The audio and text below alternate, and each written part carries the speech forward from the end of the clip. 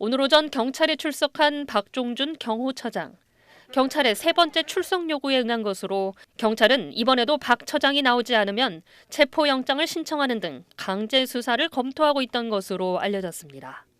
하지만 박 처장은 자신의 출석 시간을 사전에 공지한 뒤 취재진 앞에 등장해 미리 준비해온 듯한 발언을 시작했습니다.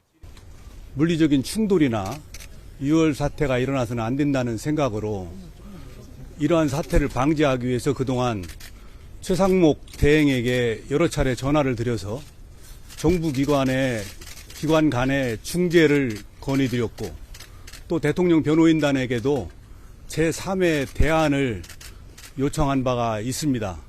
그러나 그에 맞는 답을 얻지는 못했습니다. 저는 현직 대통령 신분에 걸맞는 수사 절차가 진행되어야 한다고 생각합니다. 현재와 같은 체포영장 집행 방식의 절차는 아니라고 생각합니다. 공수처의 체포영장 집행을 왜 막았냐는 질문에는 이렇게 답했습니다. 체포영장 적법하게 발부됐는데 왜 막고 계시는 건지. 그거는 여러 가지로 법리적으로 이론이 있기 때문에 어떤 제가 이론이 있어요? 수사 과정에서 어떤 말씀을 이론이 있나요? 드리겠습니다. 법원에서 이 기각하지 않았나요? 그거 기각한 것은 이미 저희가 집행한 후에 영장 집행이 있은 후에 법원에 이의 기각이 있었던 내용입니다. 그때까지는 그런 내용이 없었습니다. 윤석열 대통령에 대한 2차 체포영장 집행을 앞두고 박 처장의 예상을 깬 행보에 여러 가지 해석이 나오고 있습니다.